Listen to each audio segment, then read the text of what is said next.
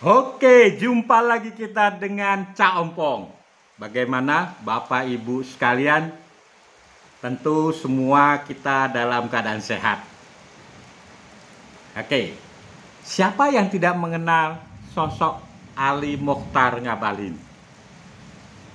Beliau ini sangat terkenal, ya, baik itu di dunia jagat raya maupun di jagat maya. Ya, orangnya lucu, cara berpikirnya terstruktur, sangat menguasai perundang-undangan, dan ilmu agamanya sangat mumpuni. Ketika ditunjuk sebagai juru bicara istana kepresidenan, banyak yang nyeletuk, ya kan? Ada yang mencibiri dan lain sebagainya. Ya, termasuk Cak Ompong kaget tapi tidak ikut mencibiri. Nah, kenapa sosok Ngabalin yang ditunjuk sebagai pengganti Bapak Budi waktu itu? Ya, selain Pak Budi menjadi anggota DPR, ya maka ditunjuklah Ngabalin. Tapi sebelum kita sampai ke situ, kita coba memahami sosok Ali Mokhtar Ngabalin. Beliau adalah awalnya dari politikus Partai Bulan Bintang, lalu pindah ke Golkar, ya kan?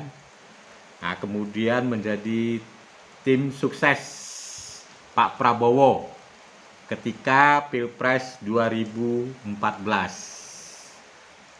Ya, di saat itulah, ya, Cak Ompong mulai mengenal sosok Ali Mokhtar Ngabalin. Ketika beliau coba mencecar Pak Jokowi sebagai lawannya Pak Prabowo saat itu. Tapi tidak lama kemudian Pak Ngabalin dirangkul dan dijadikan juru bicara Istana Kepresidenan. Melihat sepak terjang dari Pak Ngabalin, Cak Ompong berkesimpulan, justru Ali Mokhtar Ngabalin inilah cocok untuk menjadi juru bicara istana. Pertanyaannya kenapa? Ya tadi, selain memang lucu, menguasai perundang-undangan, ilmu agamanya mumpuni, cara berbicaranya runut, beliau ini tipe ngotot. Ya, itu kalau saya melihatnya itu orangnya ngotot sekali.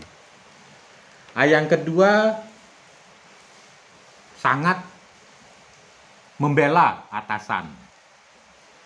Ya, jadi sosok Pak Ngabalin ini sangat cocok, dan Pak Jokowi tepat sekali memilih Pak Ngabalin, karena kalau bukan Pak Ngabalin, ya Pak Jokowi kan orangnya kalem.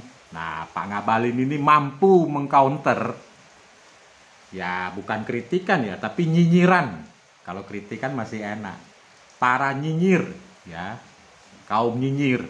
Ya, kalau kita lihat seperti Refli Harun, Said Didu, terus Fadlizon, ya kan? Jadi banyak sekali. Sebetulnya bukan pengkritik, kalau kritik masih bagus. Ini nyinyir. Nah, sehingga menurut Cak Ompong sangat cocok sekali seorang Ali Mokhtar Ngabalin, ya, ditunjuk untuk menjadi juru bicara kepresidenan. Nah, saat ditunjuk, ya banyak yang mengkomentari, wah, sudah dapat posisi enak menjadi komisaris. Ya, ada lagi yang memelintir, oh Ngabalin itu adalah ngibulin yang nyebelin. Ya, macam-macam lah. Ya, banyak sekali. Nah, Cak Ompong merencanakan akan membuat konten ini berjilid-jilid. Ya, artinya Pak Ngabalin akan menghadapi siapa, ya kan? Kali ini Cak Ompong ingin membahas Pak Ngabalin menghadapi Said Didu. Nah, bagaimana celotehannya, bagaimana penjelasannya, saksikan terus bersama Cak Ompong.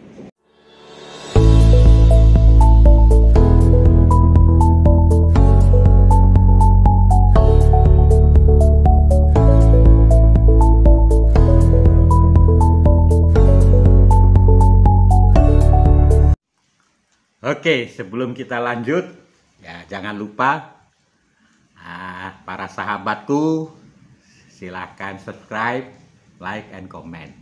Oke, Said Didu. Said Didu adalah mantan sekretaris Kementerian BUMN. Nah, beliau ini adalah salah seorang yang sangat rajin, ya, bukan pengkritik, tapi penyinyir, ya, Pak Jokowi. Nah, Cak Ompong coba telusuri. Pertama, nyinyiran beliau adalah saat biaya kereta api cepat Jakarta-Bandung.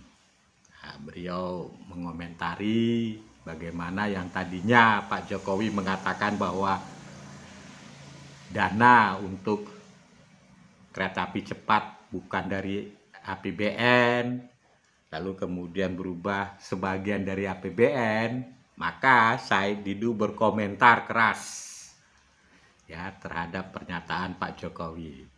Nah, saat komentar itulah Mr. Ngabalin, ya, balik mengcounter bahwa Pak Jokowi itu bekerja, ya, merencanakan segala sesuatu, bekerja, menyelesaikan pekerjaannya itu adalah semua kepentingan rakyat, ya.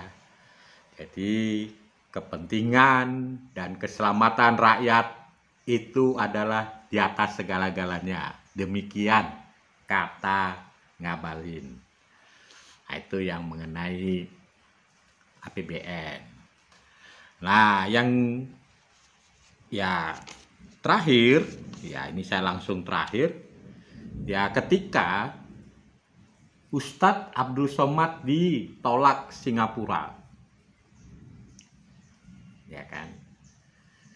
Nah, itu Said Didu mengatakan negara harus hadir, ya kan, karena Singapura seolah-olah melecehkan Indonesia. Ada warganya ditolak, negara kok adem-adem aja. Nah, spontan ya Pak Ngabalin ini ya mengatakan bahwa itu adalah urusan Abdul Somad, bukan urusan negara. Jadi negara tidak perlu hadir di situ. Lah, ramelah pembicaraan itu, ya kan.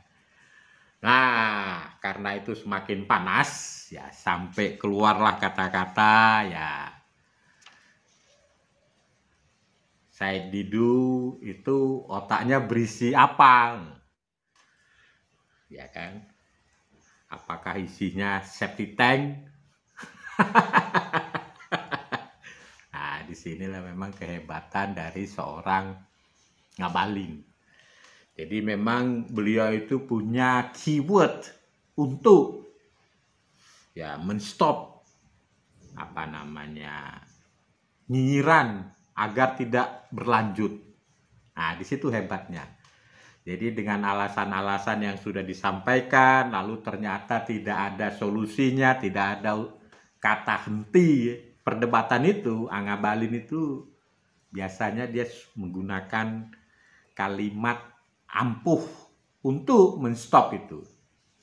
Ya, sampai ada yang mengatakan, Said Didu yang mengatakan bahwa Ngabalin ini ya cara bicaranya tidak bagus, ya kan, dan lain sebagainya. Tapi itulah sosok seorang Ngabalin. Jadi memang sosok Ngabalin ini sangat diperlukan. Karena apa? Karena kritikan ke Pak Jokowi itu bukan lagi kritikan, tapi nyinyiran. Bahkan terkadang fitnahan, ya kan? Nah, kalau tidak ada orang yang mengcounter seperti Pak Ngabalin ini, ya, rakyat mungkin berasumsi, oh betul itu apa yang dikatakan Said Didu. Betul itu apa yang dikatakan oleh para penyinyir Pak Jokowi. Nah, ini kan membahayakan sehingga beliau pernah ada yang mengatakan Said Didu, oh ini Ngabalin ini penjilat kekuasaan, selamat menikmati jilatan kekuasaan. Ya, Pak Ngabalin juga menjawabnya nyeleneh juga.